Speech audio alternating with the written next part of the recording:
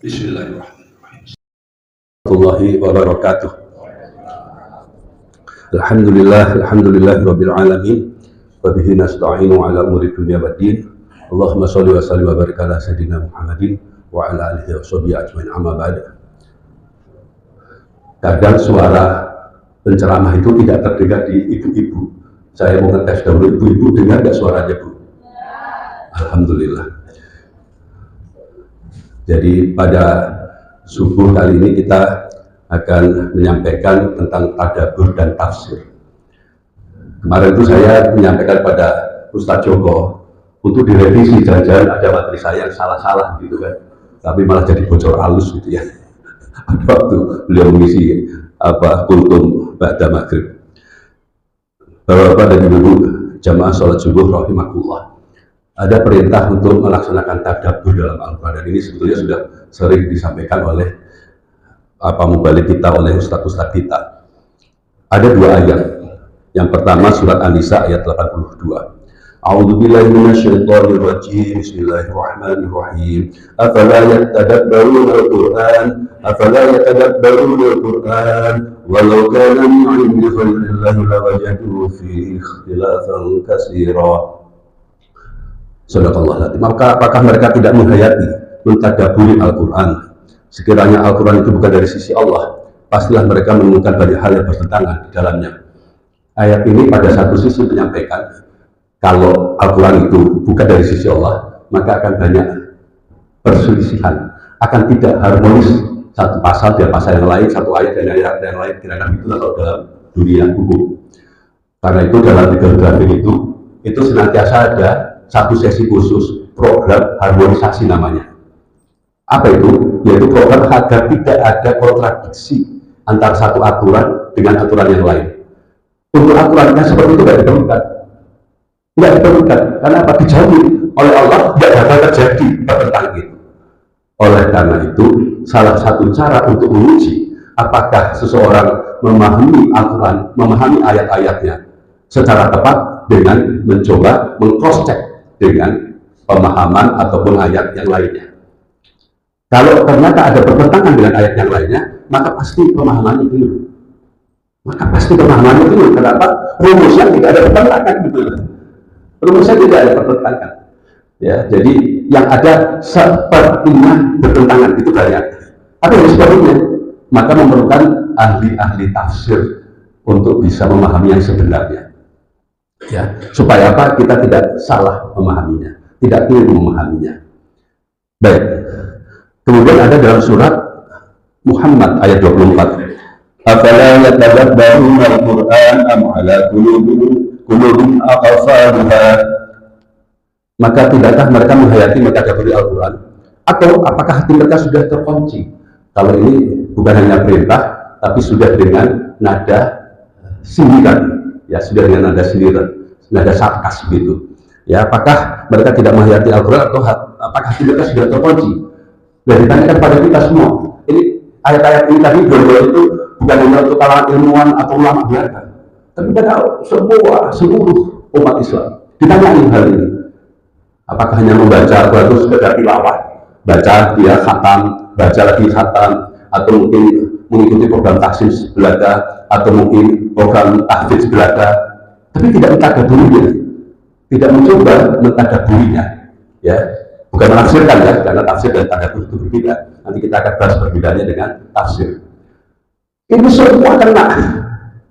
Mau profesi apa? Mau profesi guru, mau profesi dosen, mau profesi peternak, mau profesi ahli IT, mau profesi pengusaha, mau profesi sudah pensiunan, mau profesi masih kuliah, mau profesi pekerja, mau profesi pelajar. Semua kena ketentuan ini selama dia beriman kepada Allah dan Rasulnya serta seluruh ketentuan yang ada dalam ajaran agama Islam. Seperti itu. Jadi ini merupakan suatu ayat yang berlaku untuk kita semua yang hadir di sini. Mari kita berlanjut pada apa itu tadabbur dan berbagi segi, ya. Kata ini bisa kita pahami dari sisi nahwunya, misalnya tata bahasanya. Ini saya yang hanya menyampaikan, ya. Jadi saya ini bukan ahli bahasa Arab, bisa bahasa Arab aja ya, masih belajar terus dan masih lunak-lunak gitu ya. Tapi saya mempelajarinya dan menyampaikannya. Kata tadabbur itu dari fi'il madhi yang merupakan fi'il mazid atau ada kata tambahannya. Jadi tafa'ala. Bahwa ini menunjukkan adanya upaya atau usaha berulang untuk mencapai suatu hasil. Ya, jadi bukan hanya sekali saja membacanya, tapi coba dibaca berulang-ulang dengan berbagai seginya, dengan dibandingkan ayat satu lainnya, tambah dengan hadisnya tentang suatu ayat. Itulah tadabbur. Jadi ada perulangan dalam membacanya. Ya, tidak hanya sekali, tetap berkali-kali, sehingga dikatakan merenungkan sesuatu secara mendalam dengan usaha yang sungguh-sungguh. Secara nahwu, ya, kata ini sering digunakan dalam bentuk fi'il mudhari, ya, tadabbaru gitu ya, untuk menunjukkan proses yang sudah berlangsung atau yang harus dilakukan. Dari struktur kalimat afala yatadabbaruna al-Qur'an, ya, ayat itu ya, tadabbaruna adalah fi'il mudhari dalam bentuk jamak yang menunjukkan perintah atau seruan kepada orang-orang, bukan hanya satu orang, ya, untuk bertadabbur. Itu seperti itu. Dari sisi yang lain, dari sisi sorofnya atau morfologi bahasa Arab gitu ya, tadabbur, kata-kata tadabbur, dal-baro, ya, dabaro itu tiga suku kata dal, baro, memiliki dasar belakang atau mengikuti sesuatu hingga ke ujungnya, mengikuti sesuatu hingga ke akhirnya, ya. Dari kata-kata ini berkembang makna menganalisis akhir dari sesuatu atau melihat dampaknya hingga ke ujungnya. Jadi tidak hanya dipangkali saja, tidak hanya di awalnya saja memahami itu. Cuma memahami itu sungguh-sungguh sampai gitu ya, tidak dalam ini dan akhir dari pemahaman yang sebenarnya gitu lah. Ya. Itu seperti itu diharapkan kita itu terhadap apa yang kita baca itu memahami sampai benar-benar paham gitu loh dari berbagai sisi.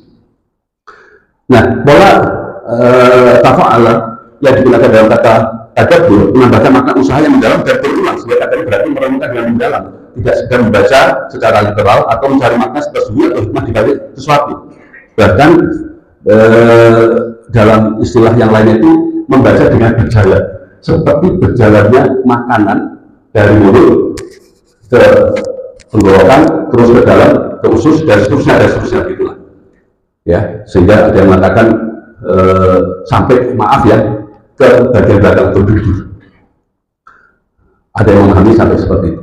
Tapi dengan kata dubur itu belakang. Ya, jadi memahami betul-betul tidak hanya sekedar di mulut saja, tidak hanya sekedar di awal saja, tapi betul-betul berusaha memahami yang sedalam-dalamnya, meresapinya dengan sedalam-dalamnya.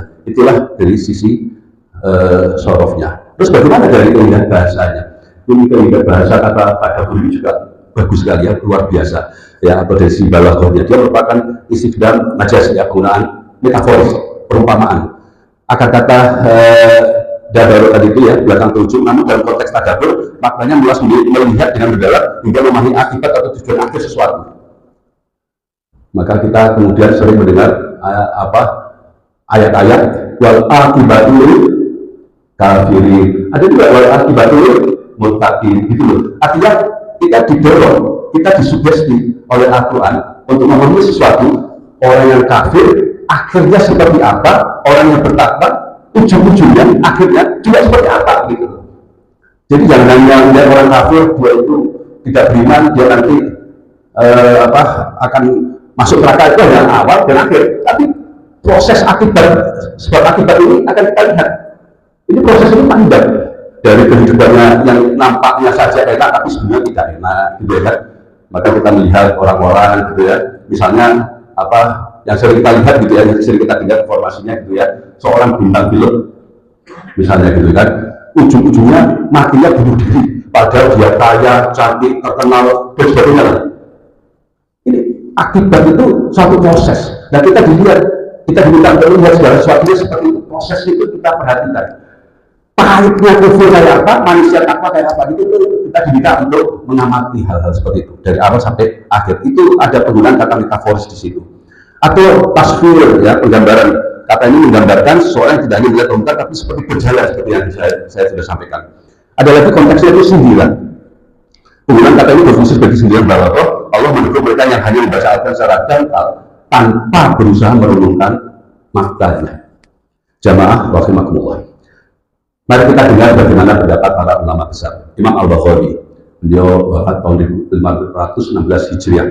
Dalam tafsir Al-Baghawi ya, Ma'alim At-Tanzil, beliau mendefinisikan tadabbur itu adalah merenungkan ayat-ayat Allah dengan mendalam agar seseorang dapat memahami hikmah yang terkandung di dalamnya dan mengambil pelajaran darinya. Nanti kita bedakan. Kalau tafsir seperti apa, gitu ya. Kalau tadabbur itu ada upaya mendalaminya dan menggunakannya untuk diri pribadi, mengambil hikmahnya, mengambil nasihatnya, mengambil pelajarannya begitu. Atau itu tafsir. Tadabbur adalah memahami ayat Allah dalam dalam agar seorang bisa menjauhi kesalahan dan mendapatkan petunjuk. Ibnu Qayyim, tadabbur adalah membuka hati memahami makna Al-Quran dengan sempurna sehingga ilmu itu tertanam dalam jiwa, membentuk iman dan mengarahkan perilaku manusia. Asy-Syatibi, tadabbur bukan sekedar memahami kata-kata dalam ayat, tapi juga memahami tujuan syariat terkandung di dalamnya dan seterusnya. Dari pendapat para ulama besar tadi itu kita melihat yang pasti yang sama, tadabbur berbeda dengan tilawah, sama-sama berbeda. Ya. Dia tidak hanya membaca, tetapi sampai memahaminya dengan sebaik-baiknya. Berusaha terus begitu memahaminya. Kemudian ada lagi kita melihat bagaimana pengertian tadabbur dari sisi syar'i.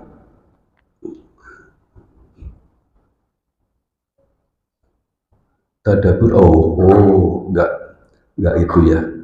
Pakai laptop kesininya belum muncul ternyata. Baiklah. Bagaimana perbedaan tadabbur dan tafsir sekarang? Saya mencoba membandingkan tadabbur dan tafsir itu dari beberapa aspek. Aspek definisi sekarang. Tadabbur itu permenungan mendalam terhadap ayat-ayat Al-Quran untuk memahami makna dan hikmah yang terkandung di dalamnya secara pribadi. Jadi ini memang perintah kepada setiap umat Islam secara pribadi. Kalau tafsir, penjelasan ilmiah dan rinci tentang maksud Al-Quran berdasarkan ilmu-ilmu yang relevan, seperti bahasa, sejarah, konteks wahyu. Jadi memang ada syarat ilmu yang detail di situ, sehingga tidak sembarang orang boleh menjadi mufasir. Ya, tujuannya itu untuk memahami pesan moral, spiritual, dan hikmah yang dapat diaplikasikan dalam kehidupan sehari-hari, termasuk memahami ilmu-ilmu kontemporer dari ayat-ayat yang terkait dengan keilmuan. Al-Quran itu bukan buku ilmu pengetahuan, tetapi Al-Quran mengandung begitu banyak tentang ilmu pengetahuan. Al-Quran itu bukan buku sejarah, tetapi Al-Quran mengandung banyak kisah tentang sejarah. Al-Quran itu bukan sosial gitu. Jadi semuanya ada di situ, tetapi bukan itu, gitulah. Semuanya di situ, tapi bukan itu. Ada juga pelajaran tentang psikologi, ada juga pelajaran tentang kedokteran, tapi bukan buku tentang kedokteran. Buku tentang hukum ada, bukan buku tentang hukum ada, gitulah. Ya, semuanya ada di situ. Tapi bukan itu, berbeda ya. Seperti misalnya kita memahami apa pernah kita sampaikan min alaqah, ya, sesuatu yang apa yang nyantol, ya, satu yang seperti itu apa sih yang suka ngisep darah itu, Pak Aris? Bukan ngisep darah, apa? Lintah. Nah, seperti itulah yang terjadi pada bentuk janin pada tingkat paling awal itu seperti itu. Dikit kayak dikit nyangkol gitu lah. Terus berkembang jadi kalkusa dan seterusnya, plasenta, kalkusa dan seterusnya. Itu seperti itu ya, Pak Dokter ya. Nah, itu pemahaman seperti itu zaman ketika dulu kan itu nggak ada pemahaman seperti itu. Sekarang kalau kita tidak mentadabur dirinya, ya nggak sampai ke sana. Seperti halnya oleh zaman dulu kan kita memahaminya. Seperti itulah bagaimana memahami, mentadaburi Al-Quran itu ya, yang dapat diaplikasikan dalam kehidupan sehari-hari. Termasuk tentang apa ini yang orang masih sering ya, sampai sekarang orang masih ada juga yang memahami bumi itu apa datar, itu juga masih sampai sekarang masih ada ya. Itu bagaimana bisa memahami seperti itu kalau dia mentadaburi, dia bakal. Kalau dia mentadaburi itu hanya membaca ayat di permukaannya saja, tidak bakal terjadi seperti itu ya. Itu Abdul menurut Zakir Naik, kata Abdul itu saja maknanya seperti telepon Pak, bentuknya itu bulat lonjong gitu. Kata itu saja sudah menggambarkan sesuatu. Kalau kita Abdul ya Abdul saja gitu kan, tapi itu seorang ulama besar gitu ya, bicara itu apa sih Abdul itu gitu loh. Itulah tadabbur. Apa itu Abdul? Oke, baik. Kemudian sasarannya, tadabbur itu sasarannya setiap individu muslim. Lah kan kena semua kita di sini.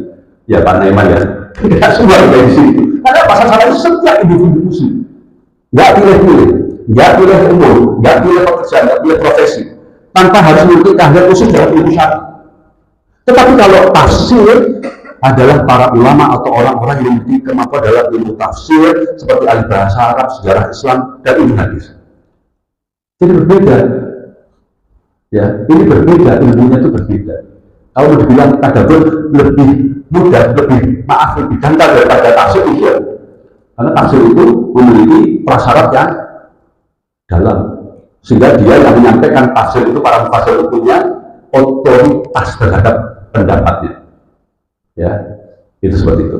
Kemudian alat atau metodenya, perenungan hati, pemahaman konteks umum. Seperti saya misalnya, saya orang hukum. Jadi saya bisa mengatakan, apalah yang ada baru Al-Quran, lakukan hal apa, menjadikan kalau ini tidak ada dalam ini istilahnya kasiro, maka akan terdapat persisian yang dalam. Saya sebagai orang hukum, saya sering terlibat dalam drafting gitu kan, saya paham. Oh iya aja, kalau ini terjadi pada orang, pada manusia, ya akan banyak terjadi pertentangan di dalam pembuatannya. Tapi karena ini dari Allah, maka tidak terjadi. Saya bisa memahami seperti itu. Karena saya orang hukum yang biasa terlibat dalam drafting, perancangan peraturan. Kalau saja ada kitab hukum, di situ ada hukum tentang psikologi, hukum tentang kedokteran, hukum tentang ilmu pengetahuan, hukum tentang keluarga, hukum macam-macam itu. Dalam satu kitab pasti banyak pertentangan, percaya? Ya Pak. Pasti kan ada pertentangan. Tidak gampang gitu. Nah ini tidak ada satu pun, sedikit pun tidak ada pertentangan. Itu dari saya sebagai orang hukum, terus jadi nambah keyakinan gitu, nambah kepercayaan. Kalau dalam bahasa manusia itu hebat banget betul bahasanya itu Al-Quran. Ya, hebat banget dalam bahasa kita gitu ya. Kemudian kalau untuk yang tafsir, ya alat atau metodenya itu memerlukan ilmu nahwu, syarat, balaghah, asbabun nuzul, nasr-mansur, riwayat tafsir dan sebagainya. Termasuk bagaimana keterangan para sahabat terhadap itu, di samping tentu saja memahami dari aspek hadisnya. Ini memang tidak betul. Hasilnya pemahaman pribadi yang bisa berbeda-beda sesuai dengan tingkat ilmu dan pengalaman seseorang untuk yang tadabbur. Kalau pada tafsir, penjelasan otoritatif yang didasarkan pada kaidah syar'i dan keilmuan yang telah disepakati. Walaupun kadang kita membaca antara satu tafsir dari mufassir A dengan tafsir dari mufassir B atau mufassir C itu berbeda, tapi kita akan mengatakan tidak bertolak belakang, berbeda saja. Karena apa? Karena ilmu alatnya itu relatif mereka sama. Ilmu alatnya relatif sama, begitulah ya. Hasilnya tadi sudah saya katakan, cakupannya kalau untuk tadabbur itu lebih bersifat umum dan kontekstual sesuai dengan kondisi zaman atau kebutuhan individu. Kalau yang tafsir lebih spesifik dan terikat pada konteks historis bahasa serta metode yang berlaku. Ya, nah ini bahayanya juga ada di keduanya. Untuk yang tadabbur harus kita hati-hati. Jika berlebihan atau tanpa rujukan sama sekali, ya bisa terjerumus pada pemahaman yang keliru atau bertentangan dengan ajaran agama Islam. Kalau tafsir, jika dilakukan tanpa alat ilmu yang memadai, dapat menyebabkan distorsi pemahaman ayat dan menyesatkan orang lain. Sekarang kita bicara tentang bagaimana menyampaikan hasil tadabbur. Kita pada dasarnya boleh menyampaikan hasil tadabbur. Tetapi sekali lagi, itu karena merupakan refleksi pribadi, pengalaman pribadi, pemahaman pribadi, maka tidak bisa dikatakan inilah maknanya secara otoritatif, secara absolut. Tidak boleh begitu. Harus dengan kerendahan hati yang mendalam. Sangat bisa jadi pemahaman pribadi kita ini dangkal belakang. Tapi itu sudah satu hal yang bagus. Kita melakukan upaya pendalaman pribadi.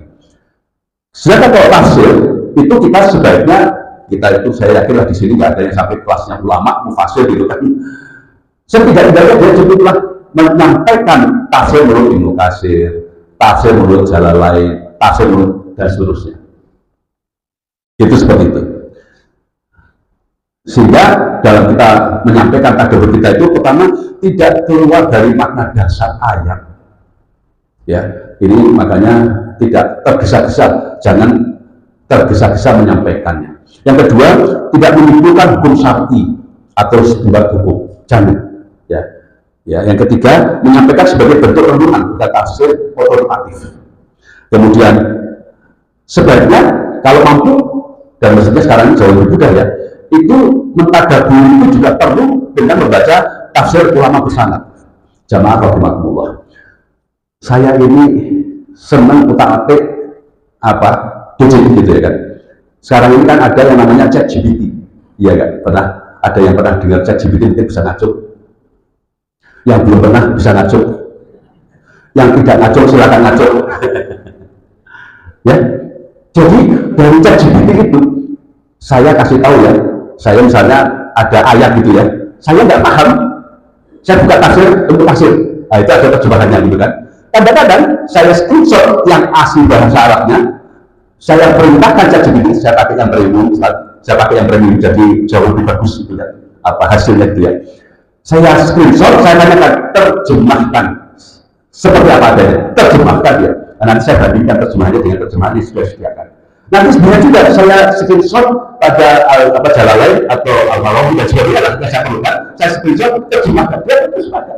Beliau kan sudah mudah sekarang ini sebetulnya. Itulah janji Allah. Allah memudahkan kita untuk memahami Al-Quran. Terus mau apa? Mau kata per kata, ada sekarang ini. Terjemah words by words. Ada sudah sekarang ini. Semuanya di dalam satu handphone Pak Aris. Gitu loh. Kalau kita mau itu dimudahkan itu jalannya. Dibuka-bukakan itu jalannya.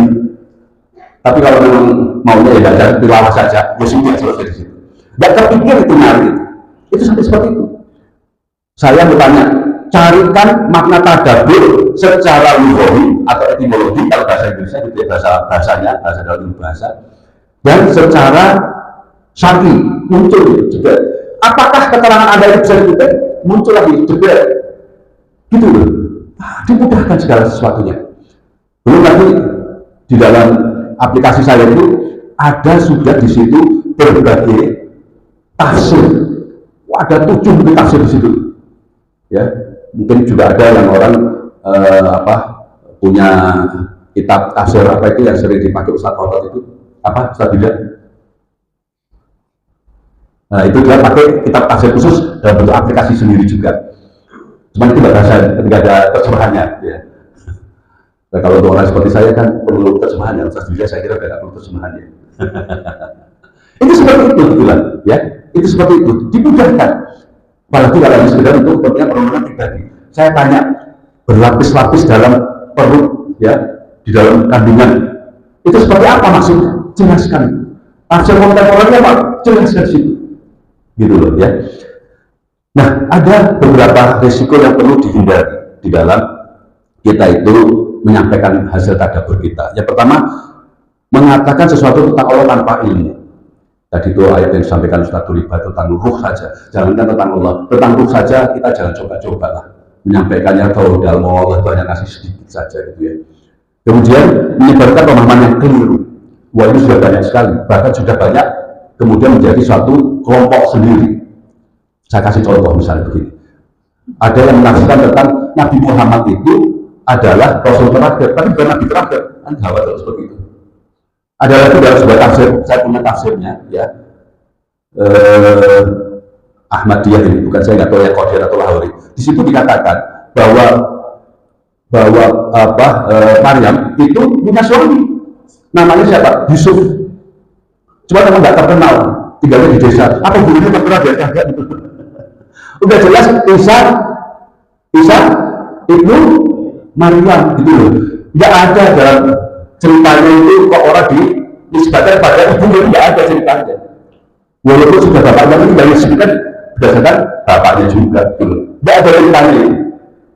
Ya makanya nggak boleh orang tua angkat, bapak angkat terus dinisbatkan pada dia, itu larangan keras dalam agama Islam. Ya, larangan keras itu. Oke, baik. Ada yang perlu kita perhatikan, yaitu larangan menafsirkan Al-Quran biroi.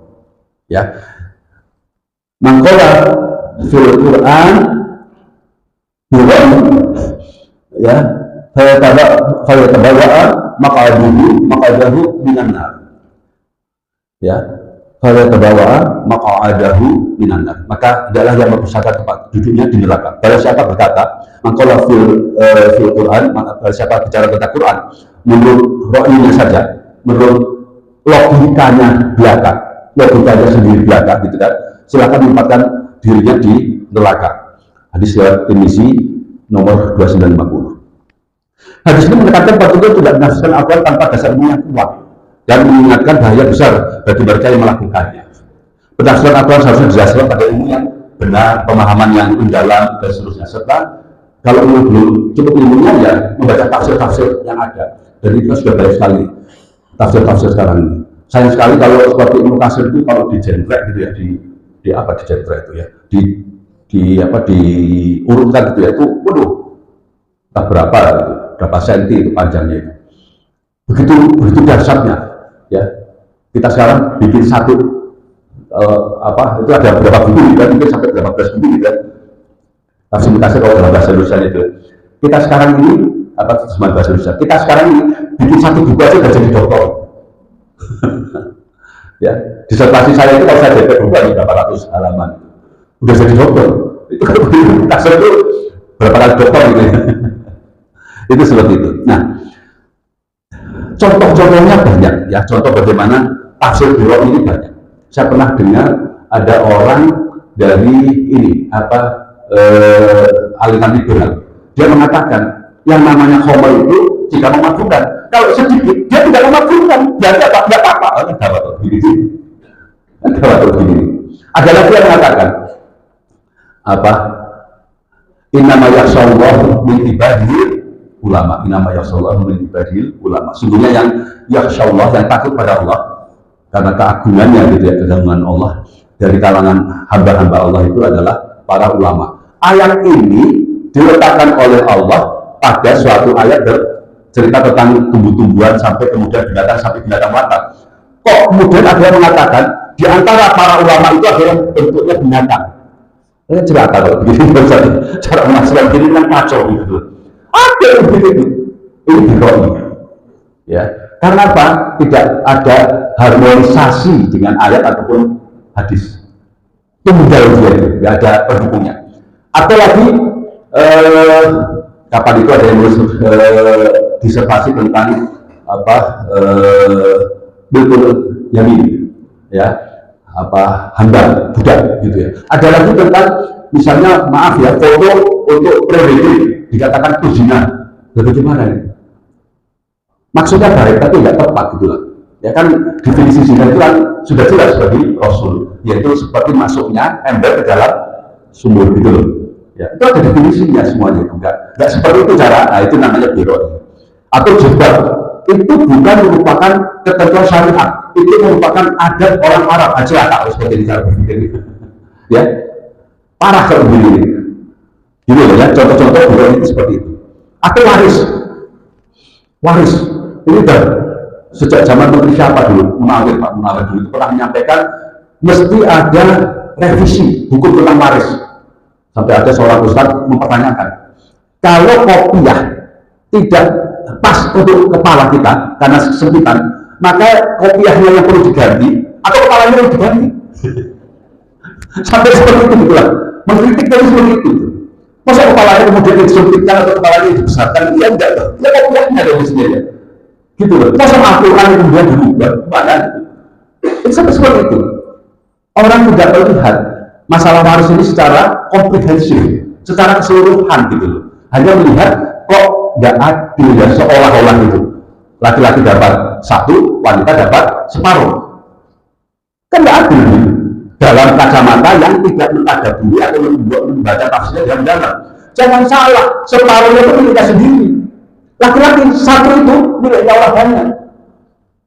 Dia punya kewajiban terhadap anak-anaknya, dia punya kewajiban terhadap istri dan saudara perempuannya, dia punya kewajiban terhadap ibunya. Begitu. Jadi ini dimakan banyak orang, bukan fungsi dia sendiri gitu. Yang minta kan nggak boleh suami ada kalau minta baik-baik gitu.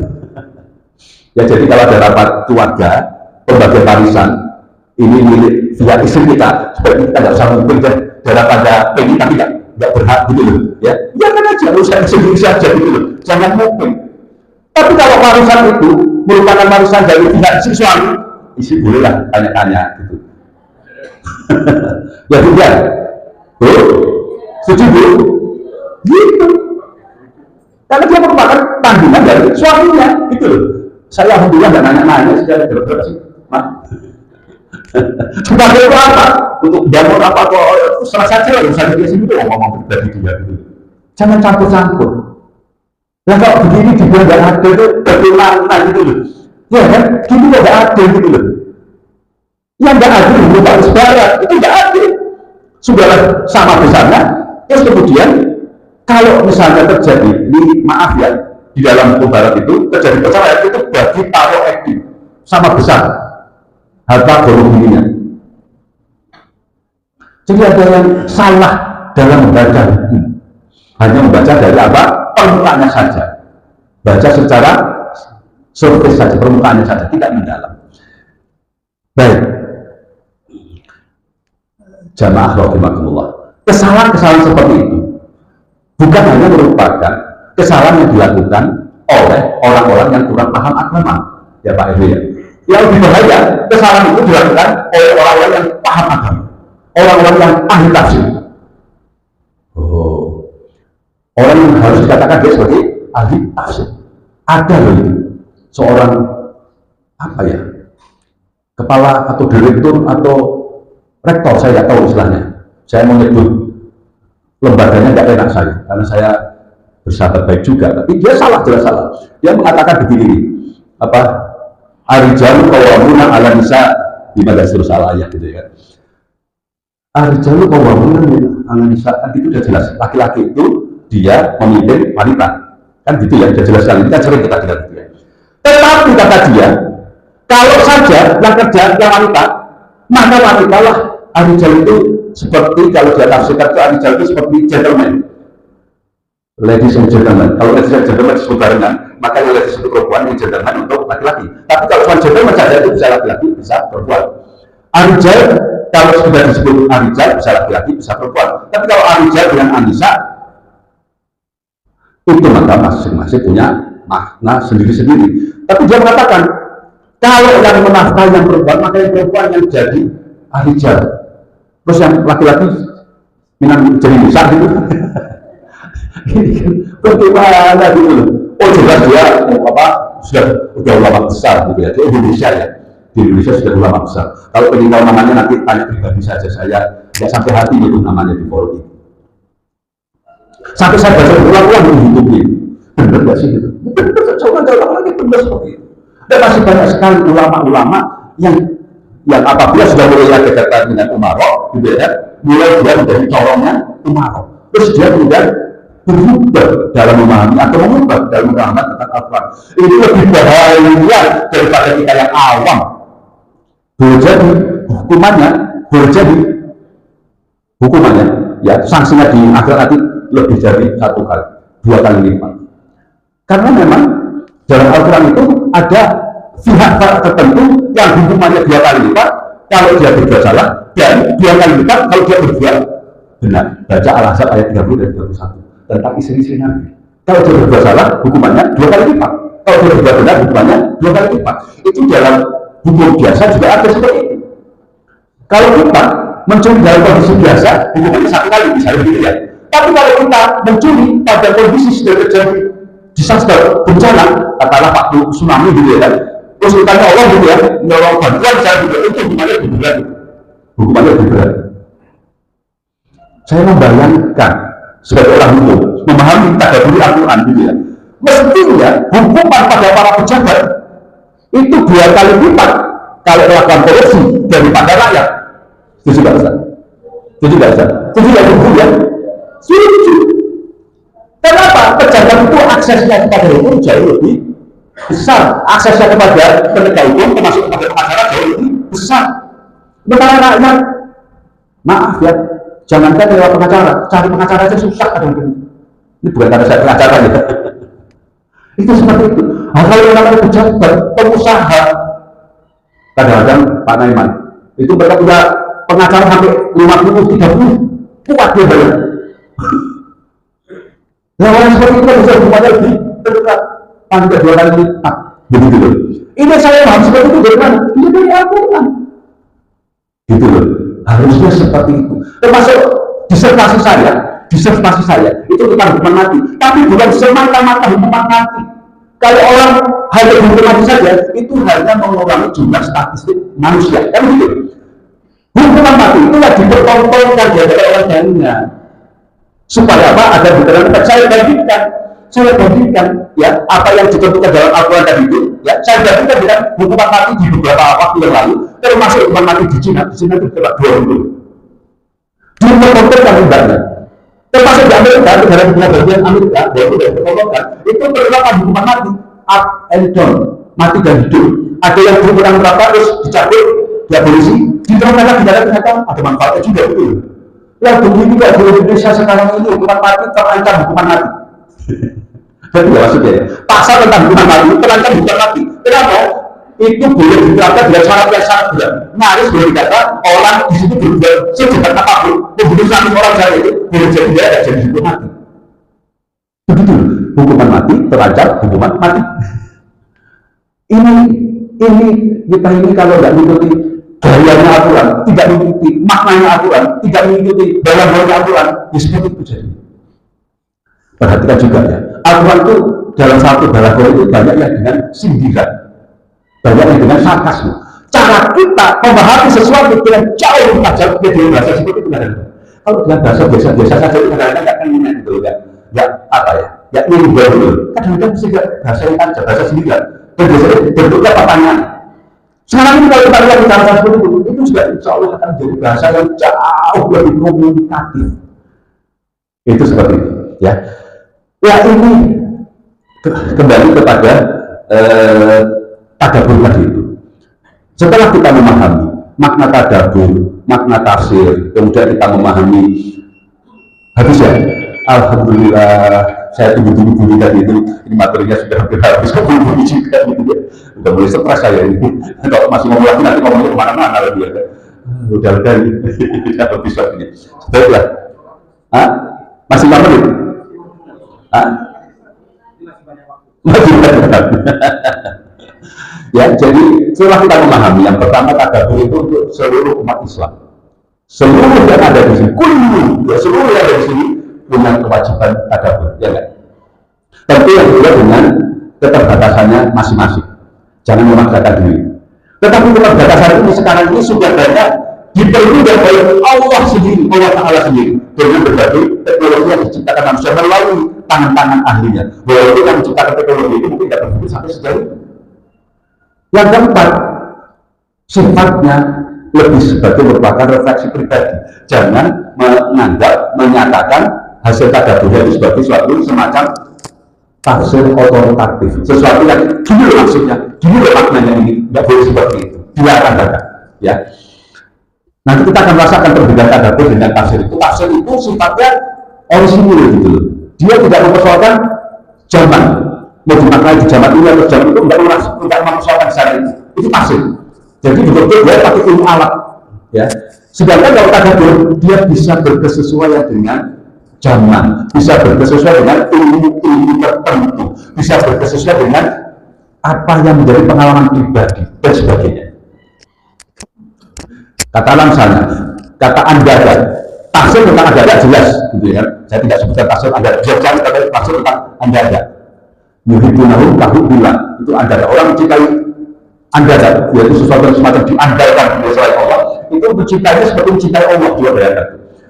Dalam kondisi sekarang ini, saya membayangkan andada itu, kalau dalam hal yang sifatnya baik, masih sering kita temukan loh, ketika akan ada acara perkawinan.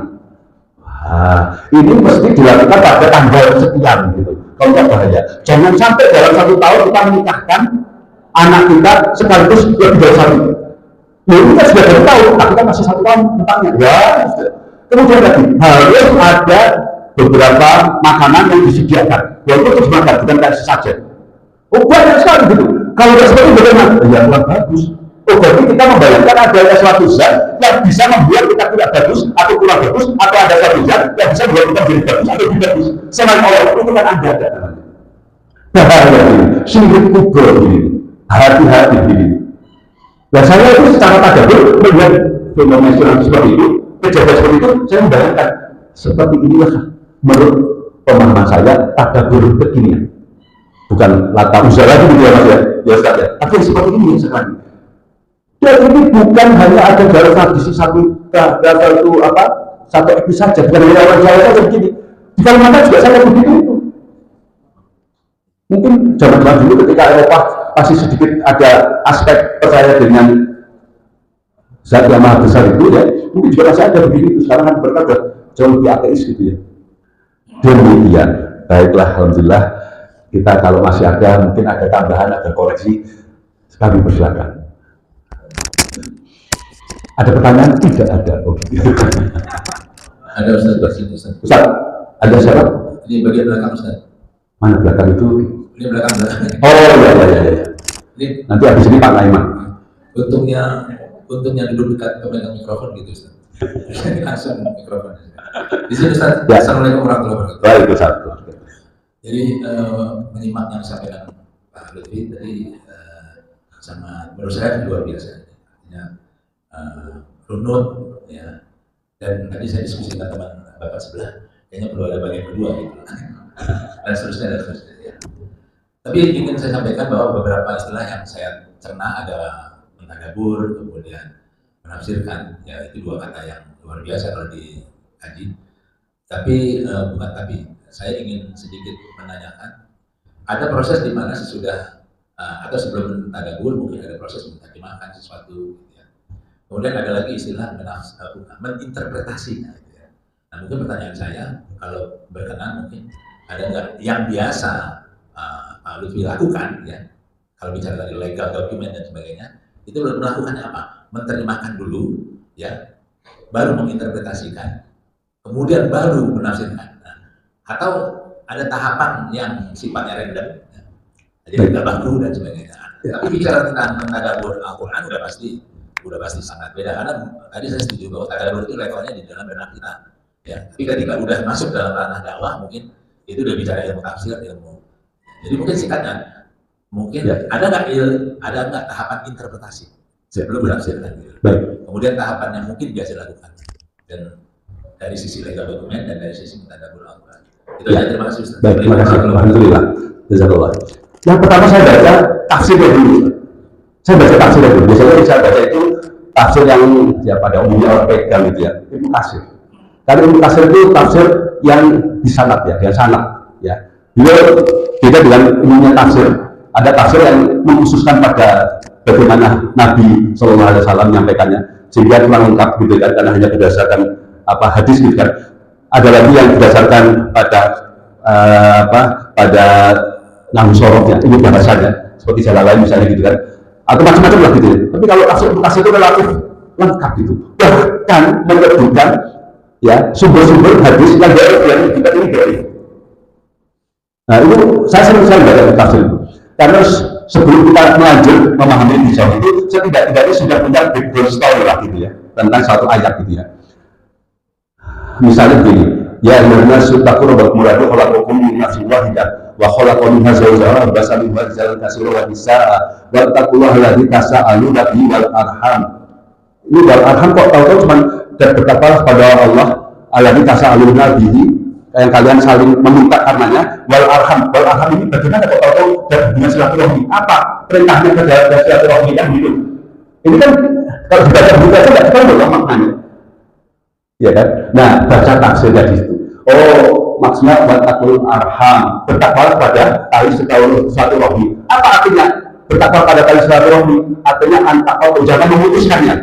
Ya, saya baca dulu tafsirnya. Setelah itu, saya masuk ke kata per kata.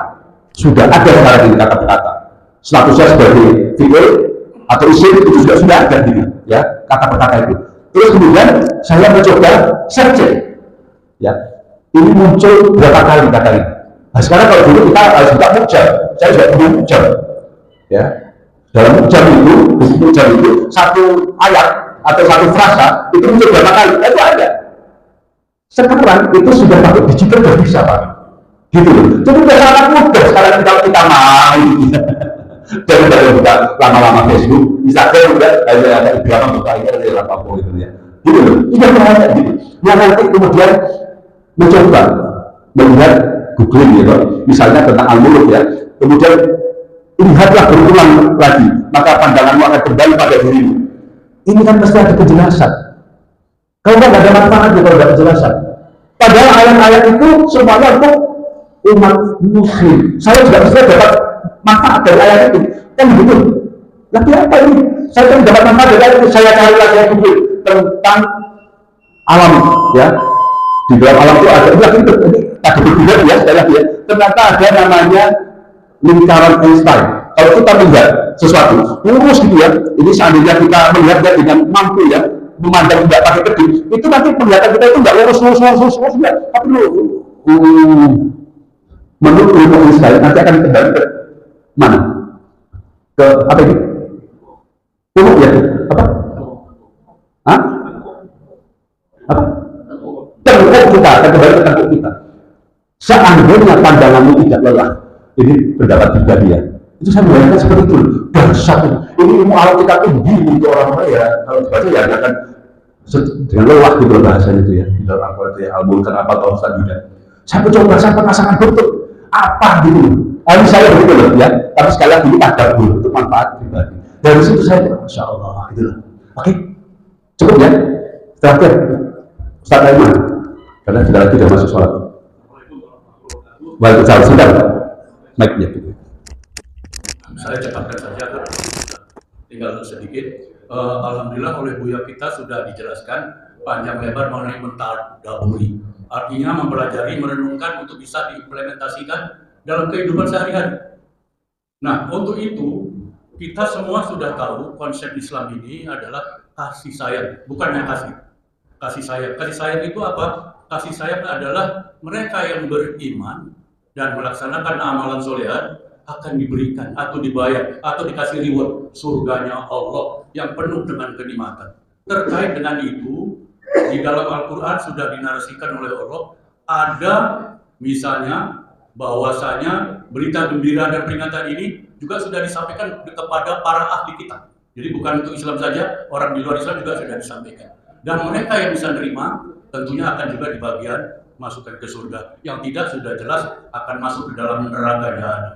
Nah, untuk itu, karena tidak, saya mencoba untuk ayat kauniyah yang di luar Al-Quran. Kita melihat sedikit, mohon maaf, bahwasanya di pedalaman penduduk asli yang tidak mengenal ajaran Islam ini, konsep Islam ini, bagaimana, apakah mereka itu semua nanti akan dimasukkan dalam neraka? Kalau dalam masyarakat, bagaimana konsep Islam bahwa Allah memberikan kasih sayang kepada umatnya. Nah, untuk itu seperti contoh penduduk di Kalimantan, penduduk di Papua yang hidup tidak pernah tersentuh oleh para pendakwah. Mungkin di rumahnya ada 3 km di atas sebagainya. Apakah mereka ini tidak akan terima kasih sayang Allah? Mohon penjelasan karena ini perlu juga ditadaburi karena mengingat persoalan itu adalah sudah meluas ke dunia.